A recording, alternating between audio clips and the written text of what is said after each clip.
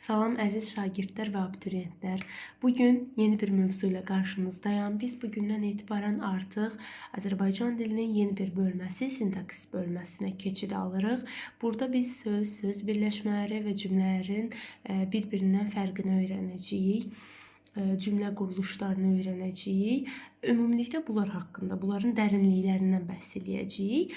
Ancaq sırf bugünkü mövzumuz videoda öyrənəcəyiniz söz birləşmələri, onların məna növləri, quruluşca növləri, bir də sintaktik əlaqələr olacaq. Elə isə başlayaq və qeyd götürməyi unutmayın. Sintaksis dediyimiz anlayış nədir? Bu sintaksis Yunan mənşəli sözdür. Sintaksis sözündən götürülüb tərtibat, qurulma, birləşmə deməkdir. Və qrammatikanın bir şöbəsidir bu sintaksis. Sözlərin söz birləşməsi formasında, cümlə formasında, sonra cümlələrin mətn formasında qurulması qaydalarından bəhs edir. Yəni əlaqələnməsi qaydalarından bəhs edir. Söz birləşməsi nədir bəs? İki və daha artıq müstəqil mənalı sözün, ümumilikdə söz birləşməsi, iki və daha artıq müstəqil mənalı sözün məna və qrammatik cəhətdən birləşməsinə əmələ gəlir. Deməli, daha artıq müstəqil söz məna və qrammatik cəhətdən birləşir. Bu indi məna cəhətdən birləşmə, qrammatik birləşmə nədir? Mən sizə bunu izah edəcəm. Tam aydın olacaq sizin üçün. Bu, əvvəla tərifi yadımızda saxlayaq. Məna və qrammatik cəhətdən iki və daha artıq müstəqil sözün birləşməsidir. Bəs cümlə nədir? Cümlə hər halda bilirsiniz, bitmiş bir fikir ifadə edir. Yəni, sintaktik vahiddir, amma söz birləşməsindən fərqi odur ki, burada artıq bitkinlik var. Mətn nədir? Müəyyən bir məqsəd əsaslı cümlələrdə, deməli, sözlərin, söz birləşmələrinin birləşib cümlələr fonunda, daha doğrusu göstərilməsidir. Söz birləşmələri birləşir, uzun bir formada olur mətnləri yaradır. Orada artıq bir cümlə olmur da, bir neçə cümlə olur ki, biz ona deyirik mətn. Bu da belə. Söz birləşməsi haqqında ümumi danışsaq, dedik ki, iki və daha artıq müstəqil sözün məna və qrammatik cəhətdən birləşməsidir. Amma məna və qrammatik cəhətdən birləşmə nədir? Gəlin nümunə üzərində baxaq. Uşaqlar, baxın bir dənə bu ifadələrə. Nə görürük? Yəni, burada biz cümlə görürük. Əlbəttə ki, yox. Cümlə olsaydı bir bitmiş fikir ifadə eləyərdi də. Mətn də deyil. Bunlar uşaqlar söz birləşməsidir. Yəni, söz də deyə bilmərik. Çünki söz bir söz olur da, düz deyil. Söz birləşməsinin tərifində nə dedik? Xatırlayaq. İki və daha artıq müstəqil mənalı sözün, belə deyək, məna və qrammatik cəhətdən birləşməsidir. Baxaq birinciyə. Maraqlı hadisə. Uşaqlar, maraqlı sözünün mənası var? Var. Hadisənin var? Var. İkisinin də ayrı müstəqil mənası var da. İkisi birləşdi, qutarda oldu söz birləşməsi. Və yaxud albomdakı şəkil. Hansı şəkil? Albomdakı şəkil. Bunun da var, bunun da var. Qutarda oldu söz birləşməsi. Bu ikisi bir yerdə oldu söz birləşməsi. Və yaxud həyat enerjisi. Həyatın enerjisi kimi düşünə bilirəm də, birləşib ikisi, oldu söz birləşməsi. Dağların başı, baş sözündə mənası var, dağ sözündə mənası var. Qutardı. Müstəqil mənalı sözdə, oldu söz birləşməsi. Və yaxud işə girmək, işin də mənası var, girməyin də mənası var. Oldu söz birləşməsi. Uşaqlar, indi bu ifadələrə fikir verin. Sizə nəyi qeyd edeyim? Ən önəmli məqamdır. Mütləq bunu qeyd edin. Bax, burada qeyd yazıram. Mütləq bunu qeyd edin. Uşaqlar, deməli, məsələ nədir? Dedik axı, söz birləşməsi ən az iki müstəqil mənalı sözün birləşməsindən yaranmalıdır da. Yadınızda saxlayın, müstəqil sözlə köməkçi söz ya da köməkçi nitq hissəsinə mənsub olan söz birləşərsə, bu söz birləşməsi deyil.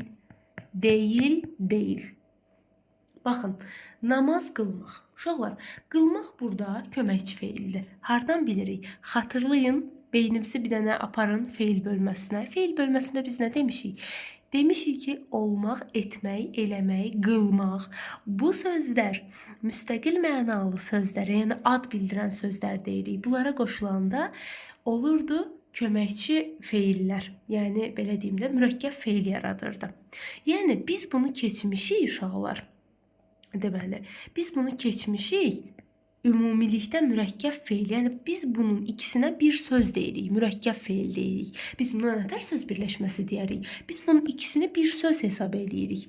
Amma söz birləşməsi nədir? Ən azı iki söz olmalıdır. İki müstəqil mənalı söz, amma bu bir sözdür. Deməli bu birləşmə deyil.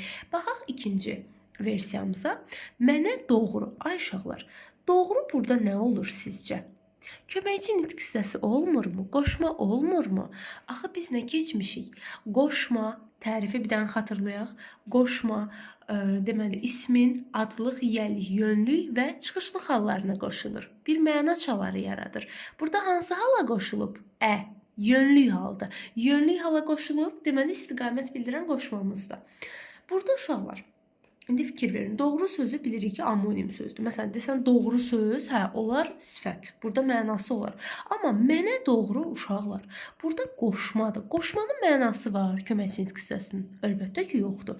Bunun mənası yoxdur, amma bunun mənası var. Bir dənə sözün mənası var. Buna söz birləşməsi demək olar? Əlbəttə ki, yox. Söz birləşməsi deyil. Bu sayılır uşaqlar qoşmalı söz. Buna belə deyirik. Qoşmalı sözdür. Sonra səhərə kimi. Elə olsun burada. Kimi burada nə bildirir?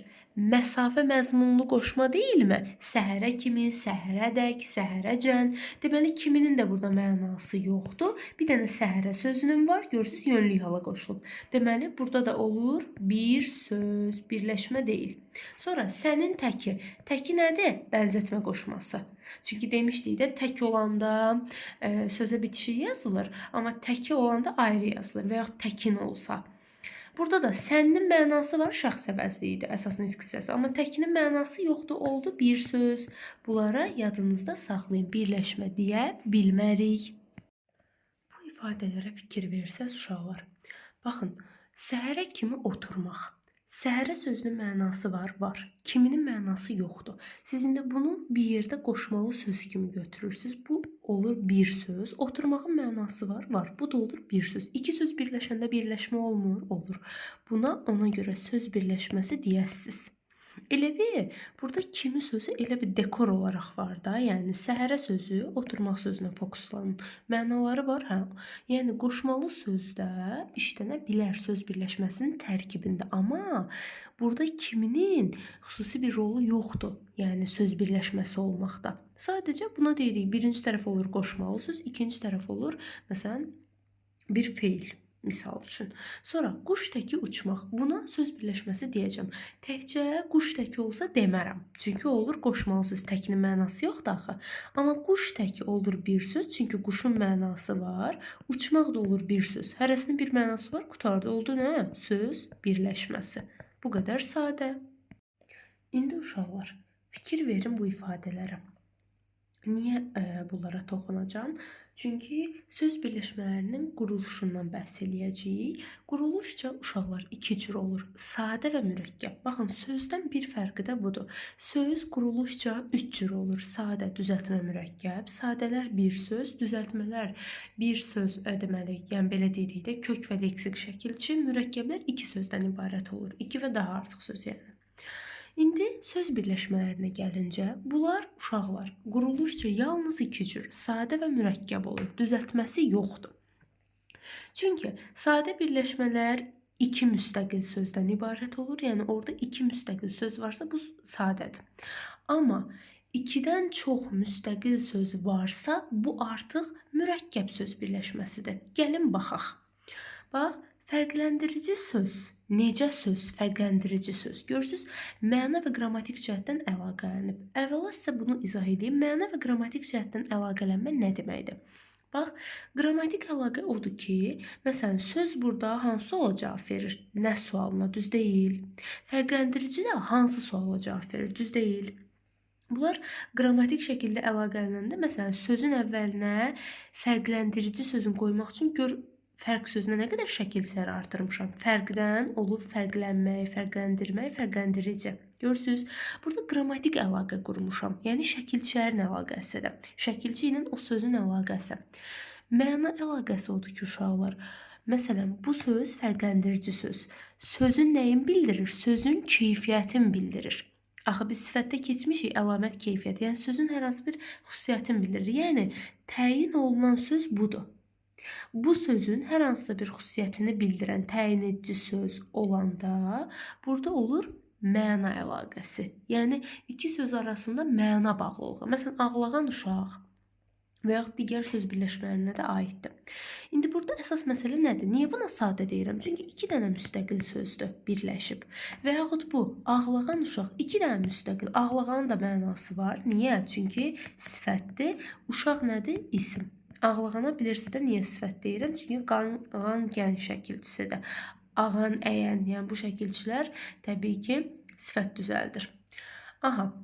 Sonra məktəbə tərəf gedəndə, baxın, məktəbə tərəf bayaq nə dedik? Qoşmalı sözdür. Bu olur bir söz, müstəqil söz. Gedəndə də bir müstəqil söz. Deməli, bu nədir? Quruluşca sadə birləşmə. Və yaxud, baxın, yaşlılara yardım etmək. Yaşlılara yardım etmək də sadədir. Niyə? Yəni 3 dənə sözü görmək sizi çaşdırmasın ki, aha mən o dəqiqə onu mürəkkəb götürəcəm. Yox, uşaqlar, bax, yardım etmək nə demişik? Mürəkkəb feildir. Mürəkkəb söz özü bir sözdür, düz deyil. Çünki bu quruluşca mürəkkəb olan birləşmə deyil, sözdür. Amma nəticə olaraq sözdür də, bir dənə sözdür. Buna bir qoyuram. Bu bir söz, bu da bir söz. Qutardı 2 söz olmadı. 2 müstəqil sözdürsə buna mən sadə deməyəcəm. Sadədir də uşaqlar. Sadə ona deyirik ki, yəni onu bizə söz birləşməsi eləyən o müstəqil söz var, o yetərli söz, o olsun, yetərli. Bizim üçün o artıq sadədir. Artıq o əlavə müstəqil mənalı sözlər o mürəkkəbi yaradır. Sonra baxın, mürəkkəb də dediyimiz kimi 2-dən çox müstəqil mənalı söz. 2 yox ha, 2 müstəqildirsə sadədir. 3 və daha artıq müstəqildirsə olacaq mürəkkəb. Bax, buraya elə bir yazıram. 3 plus. Aydındır. Burada 2 yazıram. Yəni burada açar sözümüz niyə 2-dir? 2 müstəqil, 3 və daha artıq müstəqil. Aha, sözün ilk hərfi var, mənası var, mənası var, mənası var. Qutardı, olur mürəkkəb. Yarışın ağır sonu. Məna var, məna var, məna var. Niyə məna var? Çünki əsas nitq hissələridir. Əsas nitq hissələrinin mənası olur uşaqlar. Yarış isimdir, ağır sifətdir, sonda isimdir. Və yaxud dünən evə gedən. Dünənin mənası var, evənin var, gedənin var. Neçə dənə oldu? 3 dənə. Qutardı, mürəkkəb. Bakıda olan qəzam. Bunu uşaqlar özüm verdim ki, burada önəmli bir detala toxunmaq istəyirəm. Sizə demişik ki, olmaq, etmək, eləmək adlara qoşulanda mürəkkəb söz yaradır, mürəkkəb feil yaradır. Biz onu bir söz götürürük, düz deyil, belə öyrənmişik. Amma eyni zamanda nə öyrənmişik? Öyrənmişik ki, bu olmaq, etmək, eləmək müstəqil bir məna ifadə eləyəndə artıq söz birləşməsinin tərəfi ola bilirlər. Baxın, Bakıda olan qəza. Burada uşaqlar, Bakıda olanı mən yəni bir dənə mürəkkəb söz kimi götürə bilmərəm. Bu mürəkkəb feil deyil. Bilirsiniz niyə? Olmaq sözü burada yaşamaq mənası bildirir. Ona görə bu bir söz, Bakıda bir söz, qəza da bir söz. 3 söz olanda nə deyirik? Olur mürəkkəb söz birləşməsi. Məncə sadə və mürəkkəbi ayırmaq artıq daha rahat olacaq sizin üçün. Amma təbii ki, məsələn, mən bunu yazım, deyək ki, vətən üçün. Bu nə sadədir, nə mürəkkəb. Bu ümumiyyətlə söz birləşməsi deyil. Bu qoşmalı sözdür. Aydındır. Yəni bu detallara mütləq diqqət edin. Uşaqlar, gəlirəm söz birləşməsinin aslı və əsas tərəfinə. Uşaqlar, aslı və əsas tərəf nədir? Ümumiyyətlə söz birləşməsində birinci və ikinci tərəflər olur. Birinci tərəf çox rahatdır. İlk sözdür, ikinci tərəf də ikinci sözdür. Yəni burada problem yoxdur. Birinci tərəf olur asılı tərəf, ikinci tərəf olur deməli əsas tərəf. Bu məncə rahatdır. Aslı həmişə əsasa tabedir. Yəni ona görə burada iti yaddaş, iti sözü yaddaş sözünə tabe olacaq uşaqlar. Bu məncə rahatdır. Əsas tərəf bilirsiniz tabe edəndə aslı tərəf tabe olan tərəfdir. Məsələn, adicə bu birləşməyə baxın. Asıllıqdan azad olmaq. Azad olmağı demişdik bir söz, asıllıqdan da bir söz. 2 dənə sadə, üzr istəyirəm, 2 dənə müstəqil mənalı sözdürsə olur sadə söz birləşməsi, düz deyil. Və birləşmənin birinci tərəfi olur aslı tərəf, ikinci tərəf olur əsas tərəf. Aslı da əsasa tabedir. Bu qədər sadə. Uşaqlar, deməli belə bir düsturla qarşınıza gəlirəm. Söz birləşməsinin növlərini öyrənirik, amma quruluşçu növləri deyil ha bu uşaqlar. Buna deyirik ki, söz birləşməsinin, ümumiyyətlə söz birləşmələrinin əsas tərəfi müxtəlif nitq hissələrlə ifadə olunur. Və əsas tərəfin ifadə vasitəsinə görə söz birləşməsinin növləri meydana çıxır. Əsas tərəf dediyi hansı tərəfdir? İkinci tərəf. Bura qeyd edeyim. Əsas tərəfin ifadə vasitəsinə görə. Bu uşaqlar ümumi fikirdir ha, əsas tərəfin ifadə vasitəsi. Yəni fe'li birləşməyə aid deyil, ikisinə də aiddir. Deməli, əsas tərəf ikinci tərəfdir uşaqlar. Əsas tərəfin ifadə vasitəsinə görə, yəni ikinci tərəfdə. Əgər adlar varsa, bax buraya yazıram adlar. Adlar varsa, biz düzəltmələrdən keçmişdik də, düzəltmə sözlərdən. Adlar nədir? İsim, sifət, say, əvəzli, zərf.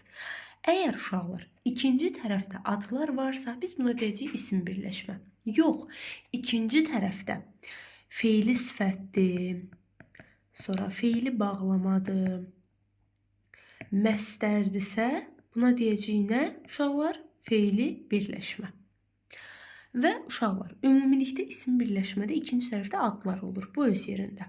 Və bu ismi birləşmənin özünün də iki növü var, təyini və qeyri-təyini.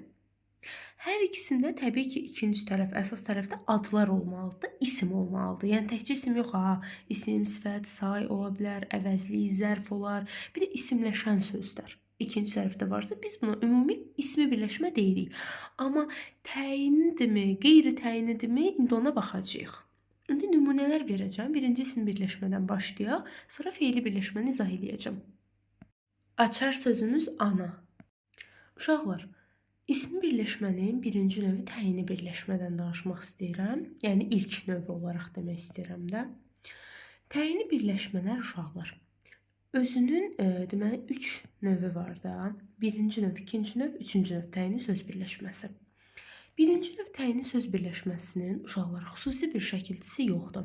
Elə bir birinci tərəfdə təyin olunan olur, ikinci tərəfdə, daha doğrusu birinci tərəfdə təyin edici olur. Elə bir xüsusiyyət bildirən söz. İkinci tərəfdə təyin olunan olur. Məsələn, bax deyək ki, dünənki hadisə. Bax görürsünüz, hadisə sözü təyin olunan sözdür. Nə hadisə? Hansı hadisə? Dünənki hadisə. Görürsünüz, hansı? Bu, bunu təyin edir. Bu olur uşaqlar birinci növ. Və yaxud, məsələn, başqa nümunələrdə deyərik. Gəlin baxaq. Deyirəm ki, oxuduğu əsər. Uşaqlar, bu da birinci növdür ha. Niyə? Çünki birinci növün xüsusi bir şəkilçisi yoxdur. Bunu biz necə tapırıq? Əgər birinci tərəfdə təyin edici söz varsa, məsələn, necə oxuduğu ya da hansı fərqi yoxdur. Bunu deyirəm. İkinci tərəfdə nə? Əsər. Daha çox bu formada yaranır birinci növ təyini söz birləşməsi. Məsələn, maraqlı kitab ya da ağıllı uşaq ya da oxuyan qız, dünənki hadisə məsələn dediyimiz, məsələn, başqa olar, tutaq ki, bizim ev, baxın, bizim ev. Hansı ev? Bizim ev. Görürsünüz, parçalanır. Yadınızda saxlayın. Birinci növ təyini söz birləşmələri, görürsünüz, ikinci tərəfi adlarla ifadə olunur. Ancaq isim yox, sifət də ola bilər. Yəni, məsələn, baxın, müdrik qoca. Necə qoca? Müdrik qoca. Birinci tərəf müdrikdir, necə olduğunu bildirir. Qoca sözü özü, düzdür, burada kim sualına cavab versə də uşaqlar, qoca sözü özü ayrılıqda nədir? Sifət. Adlarla ifadə olunub da. Ona görə mən buna təyini birləşmə deyirəm və xüsusi bir uşaqlar qrammatik göstəricisi yoxdur deyə bu birləşmənin. Bu olur birinci növ təyini söz birləşməsi. Daha çox nümunələr üstündə yenə də sizə izah verəcəm bu haqda, narahat olmayın. Uşaqlar, gəlirəm ikinci növ təyini söz birləşməsi. Bunun düsturu nədir uşaqlar? Birinci tərəfi olur qeyri-müəyyən yiyəlik, hal bura yazırıq. Qeyri-müəyyən yiyəlik plus mənsubiyyət, yəni üçüncü şəxsin mənsubiyyəti amma. Üçüncü şəxs mənsubiyyət. Bax, bu düsturla düzələnlər olur ikinci növ təyini söz birləşməsi. Gəlin baxaq. Məsələn, deyirəm ki, ana laylası. Uşaqlar, Layla anaya aiddir, yoxsa ana Laylaya? Təbii ki, Layla anaya, düz deyil. S burada mənsubiyyət deyil, demişik, s bitişdiricidir, I mənsubiyyət. Ana Laylası da, ana hansı haldadır? Qeyri-müəyyən yiyəlik. Başımda nın deyə bilirəm, ananın Laylası. Başımda artırıram da. Deməli, bu nədir? Qeyri-müəyyən yiyəlik hal. Birinci tərəf qeyri-müəyyən yiyəlik hal, ikinci tərəf mənsubiyyət. Özü də üçüncü şəxsin mənsubiyyətdir. Hardan bilirəm? Məsələn, ananı atın buradan. Laylası, onun Laylası deyə bilirəm. Deməli, üçüncü şəxsdə uşaqlar. Bu düstura uyur, qurtardı. Buna nə deyəcəm? İkinci növ təyinli söz birləşməsi, ancaq isim olmur təbii ki. Gəlin başqa nümunəyə baxaq. Məsələn, dağlar gözəli. Uşaqlar, i nədir? Mənsubiyyət. Gözəl sözü sifət də halbuki. Amma təbii ki, təyinli birləşmədə istifadə oluna bilərdi. İsmi birləşmədir. İsmi birləşmə növü deyil, təyinli birləşmə. İkinci tərəfdə adlar olmalı deyil. Biz həmişə ikinci tərəfə baxırıq ha, uşaqlar. İkinci tərəfə görə biz biləcəyik ismi birləşmədir ya feili. İkinci tərəfdə adlar görürüksə bu ismi birləşmədir. Amma feili sifət, feili bağlama məstər görsəm, deyərəm feili birləşmə. Dağlar gözəl uşaqlar, i mənsubiyyətdir və sifətə qoşulub. Dağlar sözü də hansı haldadır? Qeyri-müəyyən yiyəlik. Hardan bilirəm? Başımda artırıram, dağların gözəl deyə bilirəm. Aha, deməli qeyri-müəyyən yiyəlik və mənsubiyyət. Görürsüz, düsturuma uyğundur. Deməli ikinci növdür də. Bu qədər sadə. Məsələn, başqa bir nümunə. Məsələn, filankəs qızı. Filankəs nədir uşaqlar? Əvəzlik deyil, qeyri-müəyyən əvəzlik. Qızı nədir? Qızı da isimdir də. I burada nədir? Mənsubiyyət. Və filankəs sözü uşaqlar. Filankəsin qızı deyə bilirəm də başımda. Düz deyil. Deməli, hansı haldır? Qeyri-müəyyən yiyəlik. Qeyri-müəyyən yiyəlik plus üçüncü şəxs mənsubiyyət oldu mu ikinci növ qurtardı. Buna deyəcəyik biz ikinci növ. Gəlirəm üçüncü növə. Uşaqlar, üçüncü növ çox sadədir. İkinci növlə üçüncü növ elə təsəvvür edin ki, qohumdular. Bunun düsturuna baxın. Müəyyən yiyəlik haldır birinci tərəfi. Plus uşaqlar, bütün şəxslərin mənsubiyyəti. Müəyyən yiyəlik hal mənsubiyyət. İndi baxın nümunələrə. Kitabın üzü. Bax, birinci tərəf yiyəlik hal deyil uşaqlar. Müəyyən yiyəlik. İkinci tərəf nədir? Mənsubiyyət. Buna mən üçüncü növ deyəcəm. Bəli, çünki düsturuma uyğundur. Ananın Laylası. Mənsubiyyətdir və buradakı yiyəlikdir. Layla çünki anaya aiddir. Bax, bunu niyə yazdım uşaqlar? Ana Laylası desəz, baxın, ikinci növ olur. Ana Laylası. Çünki orada ana sözü qeyri-müəyyən yiyəlik hal olur. Qeyri-müəyyən yiyəlik nə? Mənsubiyyət ikinci növün düsturudur. Amma buna sən şəkilçini qoysan, bu olur müəyyən yiyəlik plus mənsubiyyət, bu olur üçüncü növ. Ona görə dedim, ikinci və üçüncü növlər elə bir qardaşdılar, əmuşağıdırlar, belə düşünün. İndi baxaq digər nümunələrə. Bir dənə uşaqlar, çünki üçüncü şəxsin təkinin mənsubiyyəti ilə iş bitmir də. Mənim evim, baxın. Evim nədir? İm. Birinci imdəki uşaqlar. Birinci im olur yiyəlik hal. İkinci im olur mənsubiyyət. Bunu yiyəlik haldan bilirsiniz də Azərbaycan dilindən. Aha. Mənim deməli oldu yiyəlik plus mənsubiyyət. Müəyyən yiyəlik şəkilçini görürəm. Mənsubiyyətim də var. Qurtardı. Üçüncü növ deyəcəm buna. Və yaxud işsizlərin çoxu. Çoxu nəyə aiddir işsizlərə? U mənsubiyyət, in nədir? Yiyəlik. Qeyri-müəyyən deyil, bu müəyyən yiyəlikdir. Plus mənsubiyyət qurtardı. Üçüncü növü yaradır. Bu qədər sadə. Uşaqlar, ikinci növ birləşmələr və üçüncü növ birləşmələr. Bunlarla bağlı qeydlərimi deyim. Mütləq bunları qeyd eləyin özünüzdə. Uşaqlar, ikinci növ təyinli söz birləşməsinin düsturun bildizdə. Qeyri-müəyyən yiyəlik plus mənsubiyyət. Üçüncü növdə bilirsiniz. Müəyyən yiyəlik plus mənsubiyyət. Bəs necə qeydlər deyəcəm sizə? Diqqətli olun. Baxın, ikinci növ təyinli söz birləşməsinin tərəfləri uşaqlar eyni anda cəmlənə bilmir. Amma istisna var. Əvvəla qaydaya aid olan bir nümunə göstərim, sonra istisnasına aid. Uşaqlar, fikir verin, əskər geyimi ikinci növdür də, qeyri-müəyyən yiyəlik plus mənsubiyyət. Və bunun tərəflərindən birini cəmləyirəm. Baxın, əskərlərin geyimi, gördünüz? Tərəflərdən biri cəmləndi, amma digəri cəmlənmədi. Çünki əskərlərin geyimləri demirik də, uşaqlar, eyni anda, üzr istəyirəm. Bu, indi üçüncü növdür. Əskərlərin geyimləri deyə bilərik. Üçüncü növdə cəmlənir, baxın. Elə üçüncü növlə bağlı qeyd bunu deyəcəkdim. üçüncü növün tərəfləri eyni anda cəmlənə bilir, amma ikinci növdə cəmlənə bilmir. Çünki ikinci növdə cəmləsən buna mütləq in artırmalısan. Əskərlər geyimi deyə bilirsən? Yox. Ona görə uşaqlar, daha doğrusu əskərlər geyimi deyə bilirsən, əskərlər geyimləri deyə bilmirsən. Baxın, bunu bir dənə düzəldək. Uşaqlar, bu hissədə bir dənə diqqətli olun. Baxın, bir daha səsləndirirəm. Əskərlər geyimi deyə bilirsən. Düz deyil, tərəflərdən birini cəmləyə bilirsən. Bu yerindədir. Amma əskərlər, baxın, əskərlər geyimləri, bunu deyə bilməzsən uşaqlar.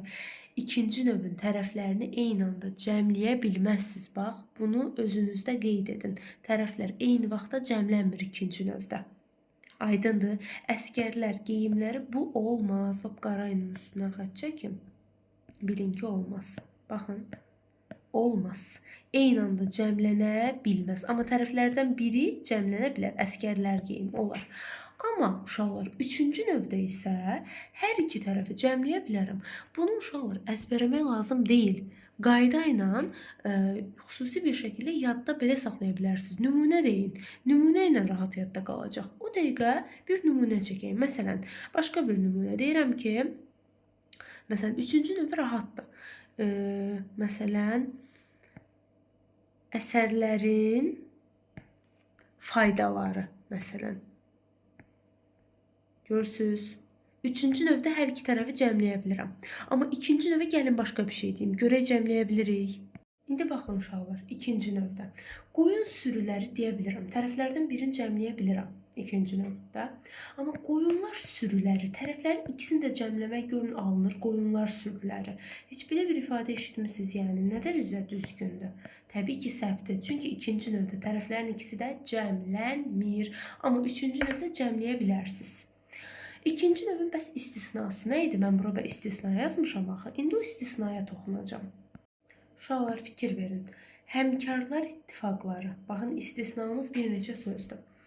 Görürsünüz, iki tərəfdə cəmləyirəm və ikinci növdür. Atalar sözləri iki tərəfdə cəm, elmlər namizədləri iki tərəf cəm. Çünki elmlərin namizədləri 3 olardı, amma elmlər namizədləri də bu. Qocalar evləri, görürsünüz, ikisi də cəmlənib. Yəni, ikinci növün hər iki tərəfinin eyni anda cəmlənməsi istisna hallarda var. Aydındır. Yəni, ümumən ikinci növə aid xüsusiyyət deyil, amma istisna halda belə məqamlara rast gəlirik.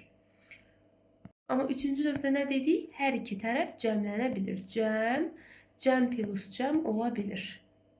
Cəm olur, yəni. İki tərəf də cəmlənə bilir. Uşaqlar, ikinci bir qeydimiz nədir? Mütləq bunu da yadda saxlayın. İkinci və üçüncü növün hər ikisinə aiddir. Bunlar uşaqlar eyni halda suala cavab verir. Yəni, bu nə deməkdir? Tərəfləri parçalamırıq. Evin önü. Bax, məktəb direktoru burada ikinci növdür. Evin önü nədir? Üçüncü növdür.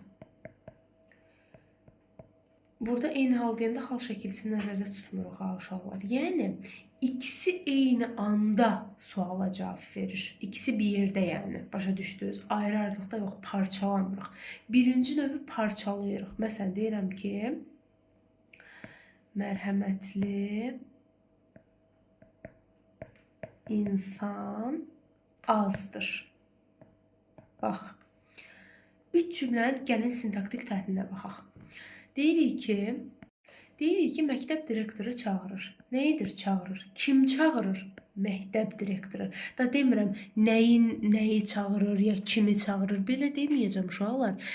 Ümumiyyətlə, ikinci növ, üçüncü növ gördünüz, qutardı. İkisi bir yerdə suala cavab verir. Aydındır, biz onları parçalamırıq. Bu belə. Məktəb direktoru insan olduğu üçün kim sualına cavab verəcək? Bunu hər halda bilirsiniz. Bu belə. İndi baxaq ikinci cümləyə. Evin önü təmir olunub. Təmir olmaq bilirsiniz. Mürəkkəb feili ikisi bir yerdə təhlil olunacaq. Bu sadə yəni daha doğrusu sadə olaraq bunu bir söz kimi götürək, amma sadə deyil də quruluşca mürəkkəbdir. Aydındır. Yəni sadə şəkildə başa düşün, onu demək istəyirəm. Evin önü hara? evin önü. Uşaqlar, ikisi bir yerdə suala cavab verəcək. Bu deməli yiyəlik hal, bu da olur mənsubiyyət. İkisi bir yerdə deməli nəyi təşkil edir? Üçüncü növü. Üçüncü növdə parçalamırıq. Bir yerdə suala cavab verir. Burada hara sualına cavab verir. Bilirsiniz də ismin hara sualı var idi, kimlə hara. Mübtəda adı da var idi. Yəni bu suallar var. İndi evin önü deməyəcəyik. Mübtəda isimlərlə ifadə olunub. Heç vaxt. Burada evin önü mübtədadır. Mübtəda nə ilə ifadə olunub? Söz birləşməsi ilə. Ola bilər, məsələn, məktəb direktoru, məsələn. Burada mübtəda kim sualına cavab verir və deyirsiniz ki, məktəb direktoru, nə bilim, ikisi də məktəb isimli, direktor isimli, mübtəda iki isimlə ifadə olunub. Qətiyyən bu hər halda səhv götürüləcək də bilirsiniz. Mübtəda nə ilə ifadə olunub desələr, deyəsiniz söz birləşməsi ilə. Axı biz ikinci növ dedik, parçalamadıq. Parçalamırıqsa, bir yerdə götürürsə, deməli mübtədada söz birləşməsidir. Niyə parçalayım deyim ki, isimlə ifadə olunub? Böyük səhv olar. Burada diqqətli olun. Amma baxıram digər cümləyə. Mərhəmətli insan azdır. Azdır. Nə qədərdir? Kim? İnsan. Necə insan? Mərhəmətli insan. Necə təyinin sualdır? İnsan kim sualına cavab verir? Aha, burada gördünüz birinci növdür. Necə insan? Təyin var, təyin olunanı var. Və bu birinci növün xarakteri xüsusiyyətdə uşaqlar. Birinci növ demişik nə olur? Birinci növ parçalanır. Amma ikinci, üçüncü növ parçalanmır. Birinci növün parçalanmadığı sözlər var istisna hallarda. İndi onlara da toxunacağım. Bir dənə bilin ki, birinci növ parçalanır və burada parçalanıb deyə insan olub mübtəda. Aha, burada deyə bilərsiniz ki, mübtəda isimlə ifadə olunub. Axı, tək sözlə ifadə olunub. Əgər iki sözlə ifadə olunubsa, özdə onlar müstəqil mənalı sözdürsə, onlara heç vaxt nitq hissəsi kimi yanaşa bilməzsiniz. Onlar olur söz birləşməsi. Bax, burada diqqətli olun.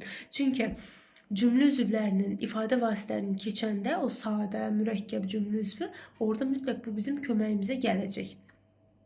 Digər bir qeydimiz nədir? Üçüncü növlə bağlı uşaqlar, həmçinin ikinci növlə bağlı. Yadınızda saxlayın. Üçüncü növ birləşmənin arasına söz daxil olur. Arasına. Uşaqlar, gəlin nümunə əsaslı baxaq da. Üçüncü növə dedik söz daxil olur arasında, ikinci növə yox. Baxın, Nizaminin seçilmiş əsərləri var. Nizaminin əsərləri üçüncü növdür. Çünki yiyəlik hal, bu da olur mənsubiyyət. Bu üçüncü növdə müəyyən yiyəlik mənsubiyyət. Arasına söz daxil eləmişəm seçilmiş sözün. Aha, Nizaminin seçilmiş əsərləri. Təkcə Nizaminin əsərləri olsaydı, onlarda sadə birləşmə. Çünki iki müstəqil mənalı söz olur. Amma burada üç müstəqil deyə oldu mürəkkəb birləşmə. Arasına söz girdi. Amma baxın buna. Burada deməli qayda kitabı uşaqlar. Qayda kitabın neçənci növdür? İkinci növ. Qaydanın kitabı deyirik də göyə beynimizdə. Nəysə, uşaqlar, baxın. Qayda kitabı sözünün arasına, daha doğrusu birləşməsinin arasına söz artıra bilirəm. Qayda maraqlı kitabı, nə bilim nə deyə bilirəm? Yox. Ona görə ki, ikinci növün arasına söz daxil olmur. Bunu uşaqlar əzbərləməyə ehtiyac yoxdur. Əzbərləmək lazım deyil. Nümunə ilə tapmalısınız. O dəqiqə üçüncü növ seçin, arasına söz qoyun, görəsiniz ki, alınır. Amma ikinci növə baxın, qoymağa çalışasınız, görəsiniz ki, alınmır. Uşaqlar, birinci növ təyinli söz birləşməsinin deyirik ki, tərəfləri bəzən parçalanmır. Çünki çox hallarda parçalanır. Burada hər ikisinə aid nümunə vermişəm. Baxın, hansı hallarda parçalanmır? İkisi bir yerdə çox, necə deyək, çox əlaqəlidirsə, biz artıq onlara ayrıca sual verə bilmiriksə, bu halda parçalanmır. Gəlin baxaq. Bax, deyirik ki, yeni il maraqlı keçdi. Keçdi nə etdi? Nə? Yeni il. Uşaqlar, deməyəcəm hansı il. Burada yeni il artıq bir suala cavab verəcək. Nə? Yeni il. Necə keçdi? Maraqlı keçdi. Bu da zərfli, çünki feilə aiddir. Feili xəbərə. Və yaxud, baxın, bugün zəfər günüdür. Zəfər günü bilirsiniz də neçənci növdür? İkinci növ. İkinci növ parçalayırıq? Yox. İkisi bir yerdə suala cavab verir. Bu da durdur xəbərlikdirsə, mən də buna deyəcəm xəbər, ismi xəbər. Bugün, uşaqlar, deməyəcəm, necə deyərlər, nə vaxt, elə sual vermirik. Hansı gün? Bugün, uşaqlar. Burada, daha doğrusu bir dəqiqə, aha, Gün, nə gün? Bax, burada parçalanır. Fikir verirsiniz. Hansı gün? Bugün. Burada parçalayıram. Birinci növdür də. Bu da birinci növdür. Bu da birdir. Bu da birdir. İndi buna baxın. Bugün evə gedərsən. Gedərsən, nə edərsən? Haraya? Evə. Nə vaxt? Bugün. Görürsüz? İkisi bir yerdə bir suala cavab verirsə, nə vaxt sualına cavab verirsə, burada olur nə? Burada birinci növ parçalanmamış olur da, düz değil. Ve bugün burada olur zaman zərfi. Burada zərf olur. Amma bugün zəfər günüdür. Hansı gün? Bugün. Burada artıq parçalayıram, bu olur işarə əvəzliyi. Gün də olur isim. Aydındır? Bax, burada parçalamıram. Ümumiyyətlə, bəzi sözlərimiz var ki, məsələn, deyim sizə hansılar da olar. Qədim dövrlərdir ya da qədim dövrdür, sonra orta əsrlərdir və yaxud deyirik bu şəkildə, bu tip uşaqlar, həmçinin o dediyi yeni il, yeni, bir dəqiqə, il. Sonra burada birində dediyim, məsələn, bugün indi istisnası var da. Yəni, baxır cümləyə, yəni. Bu tip sözlər var ki, uşaqlar, bunlar cümlədə parçalanmayan birinci növlərdir. Yəni, qədim dövrləri yaxşı bilir. Ya da, məsələn, hadisə, məsələn, bax, deyirəm ki, hadisə qədim dövrdə baş verib. Qədim dövrdə, indi baş verib qısa yazım, olub kimi, olub zaten baş verib anlamında işlənbilir də. Olub nə edib? Nə hadisə?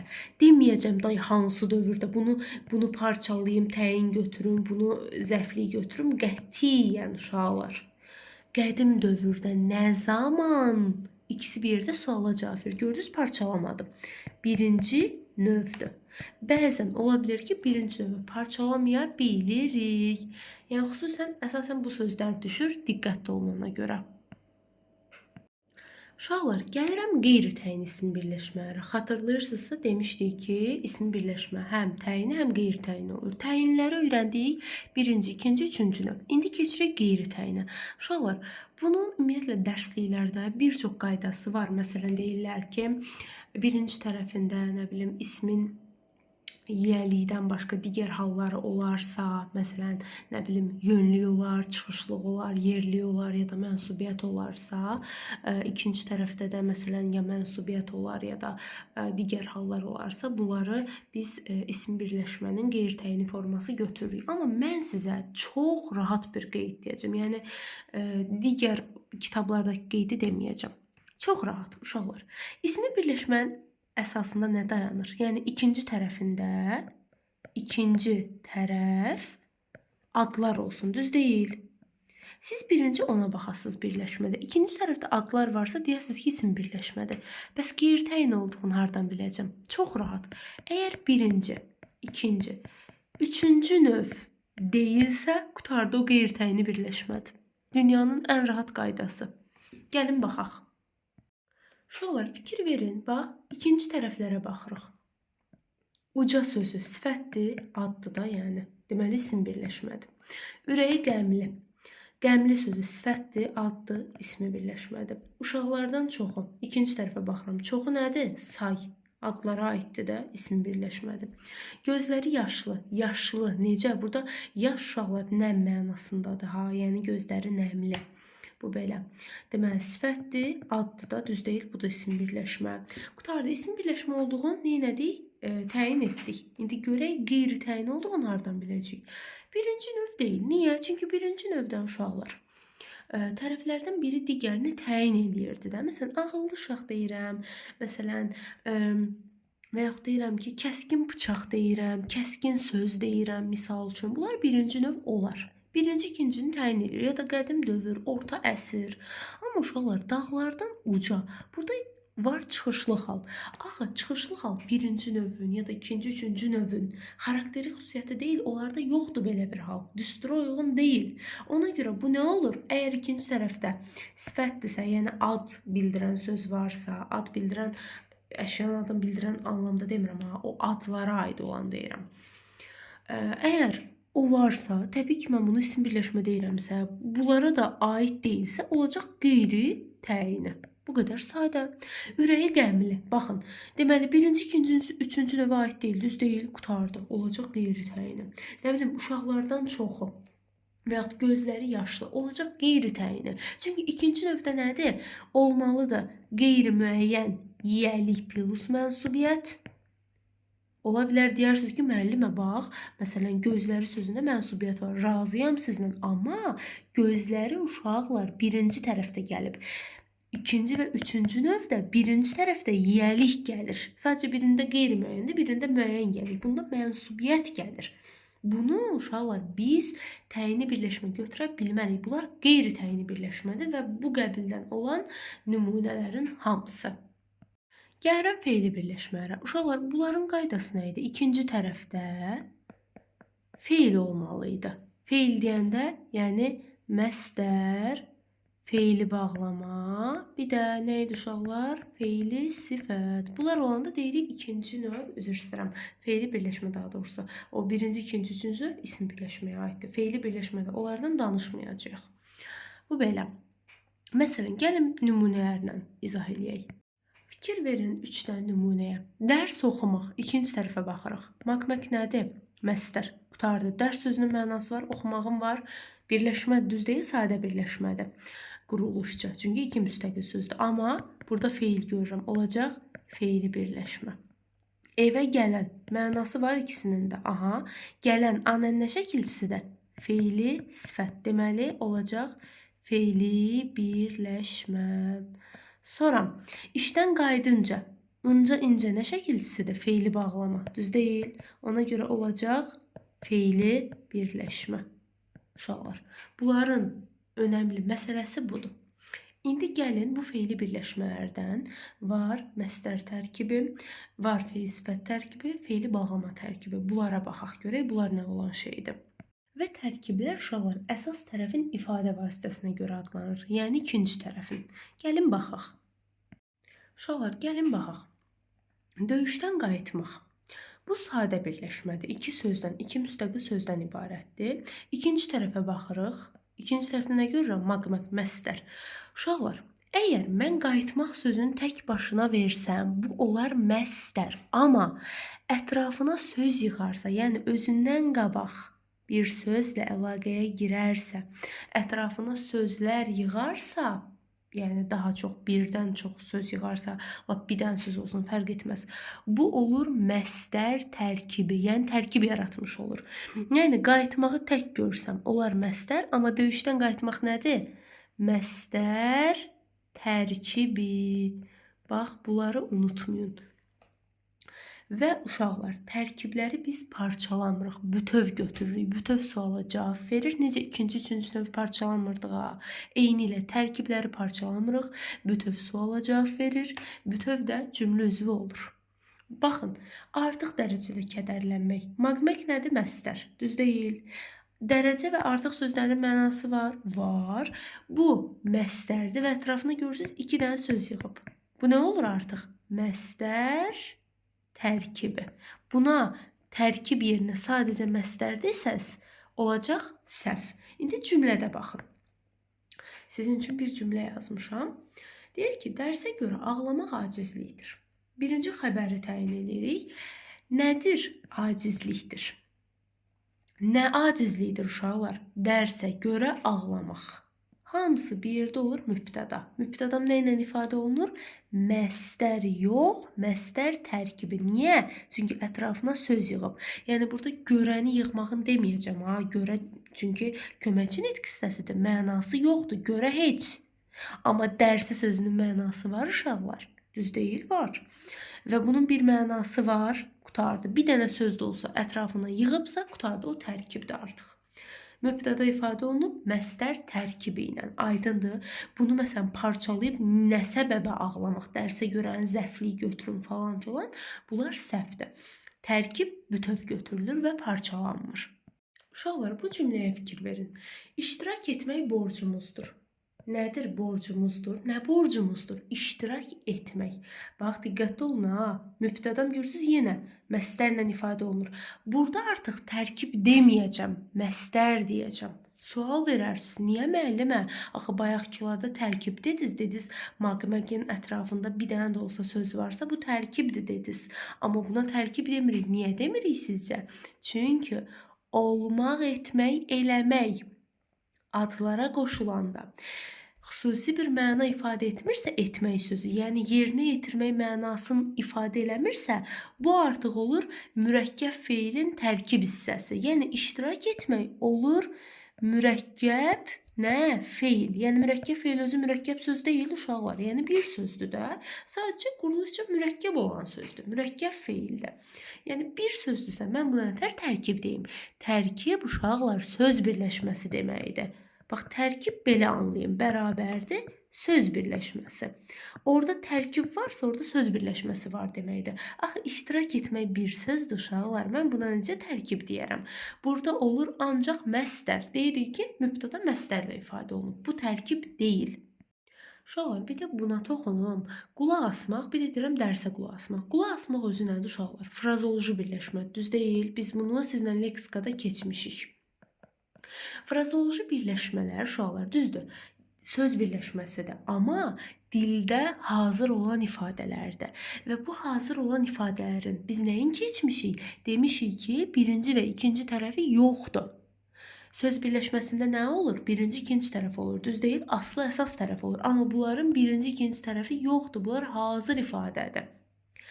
Ona görə uşaqlar, əgər hər hansı bir cümlə üzvü, mübtəda olsun, xəbər olsun, nə bilim, təyin, tamamlıq fərq etməz.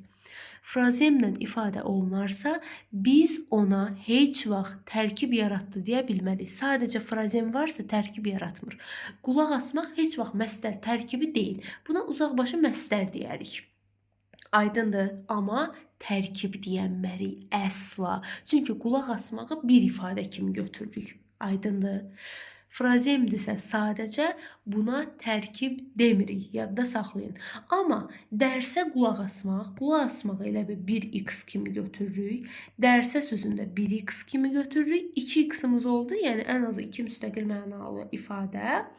Deməli, bunun bir mənası var, bunun bir mənası var, qutardı. Bunu artıq məstər tərkibi deyə bilərəm.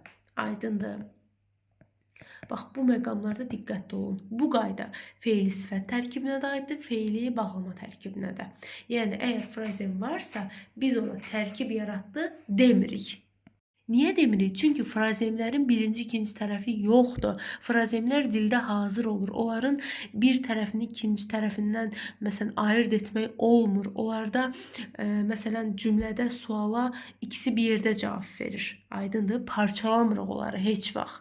Və də onların arasına söz də aid edə bilmirik. Uşaqlar, indi fikir verin.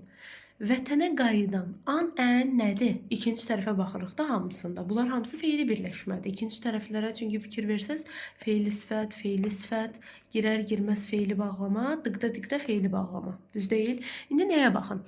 An, ən feili sifətdir. Təkcə qayıdan olsa feili sifət olar. Amma vətənə qayıdan deyirəmsə nədir? Olur feili sifət nəyi? Tərkibi. Və yaxud torpaq uğrunda canından keçən uşaqlar. Baxın, canından keçmək frazemdir, düz deyil. Canından keçən versəm sadəcə, məsələn, verirəm, baxın, canından keçən. Buna sizcə feili sifət tərkibi deyərəm? Əsla. Bu feili sifətdir. Tərkib deyil. Çünki canından keçmək bir dənə ifadədir. Tərkib üçün uşaqlar 2 müstəqil ən azı ifadə olmalıdır. Canından keçmək bir müstəqil ifadədir. Parçalamıram axı, bütöv götürürəm. İndi baxın, canından keçəni burada bir götürdüm. Bu bir söz oldu. Torpaq uğrundan da bir götürürəm. İkisini bir yerdə. Çünki uğrunda da nədir? Köməkçi hissəsində uşaqlar qoşmadır. Adlı xallı sözə qoşulub, ismə qoşulub. Bu bir söz, bu da bir söz. Qutardı. 2 dənə oldu. Aha, bunu artıq nə götürürəm? Bunu feil sifət tərkibi götürə bilərəm. Çünki bunun özü bir feil sifətdir. Bunu da yığıb ətrafına olub feil sifət tərkibi. Aydındır. Bax, buna tərkib deyə bilərəm. Diqqətli olun. İndi baxın bu birisinə. İçəri girər-girməz. İkinci tərəfim nədir? Girər-girməz. Nədir? Feili bağlamadır. Tək başına feili bağlamadır. Aha, içərini yanına alıb nə olur? feili bağlama tərkibi. Bu qədər sadə. Evdən şəhərə çatdıqda. Dıqda nədir? Feili bağlama şəkilçisidir. Bu tək başına bağlamadır. Amma bax, evdən var, şəhərə var. 2 dənə söz yığıb yanına. Buna bağlama deyənmərəm. Buna deyəcəm feili bağlama tərkibi. Aydındır. Güman edirəm ki, aydındır.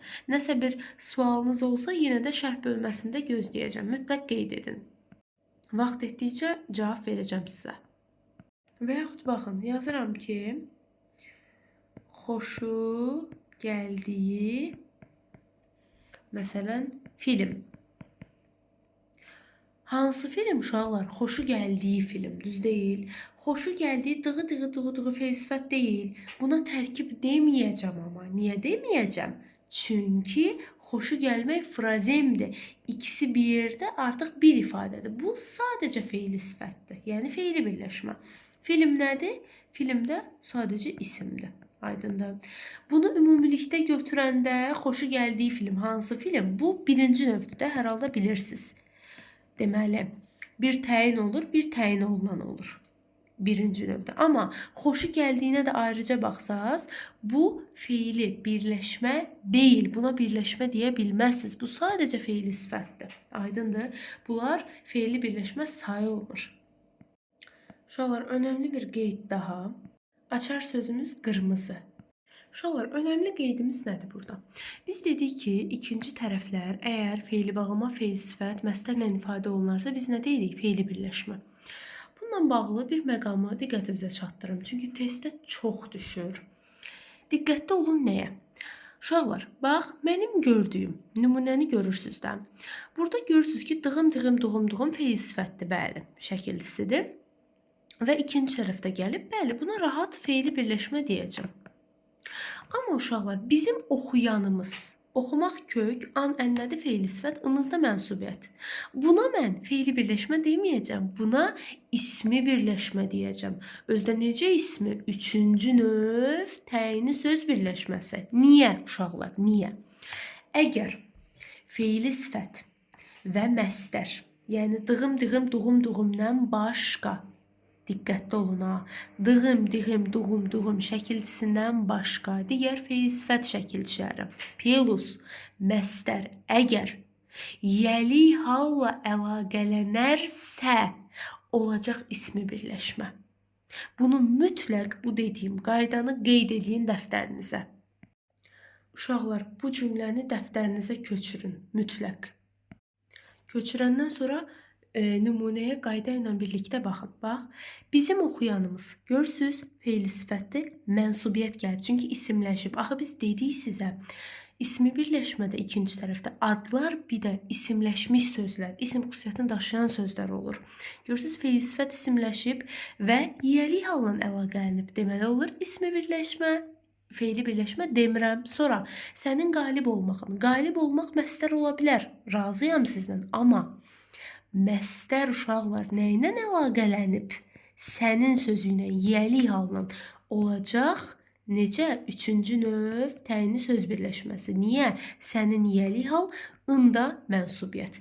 İsmi birləşmə deyirəm, çünki yiyəlik hala əlaqələnib. Sonra müəllimin sevinməyi. Maq-mək məstərdir, düz deyil. Feili birləşmə deyə bilərsən, amma səhv deyərsən. Niyə? Nə ilə əlaqələnib? Yiyəlik halla. Əlaqələndiyinə görə olacaq, təbii ki, üçüncü növ. Aydındır.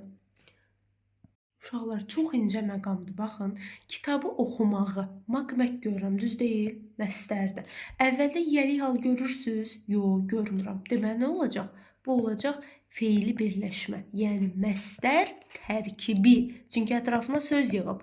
Amma baxın, onun kitabı oxumağı uşaqlar, burada məstərdir, yenə görürəm, görürsünüz?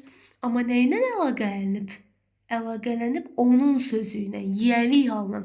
Dedik axı, yiyəlik halla əlaqələnərsə olacaq ismi birləşmə. Onun oxumağı nə olur? Üçüncü növ. Aydındır. Bax, bunu mütləq dəftərinizə köçürdün. Ya bir yerlərə qeyd edin. Bu sizin çox köməyinizə gələcək bir qaydadır. Hələlik videonu burada saxlayıram. Sintaktik əlaqələrlə bağlı videomuza digər bir halda keçid eləyəcəyik başqa bir videoda.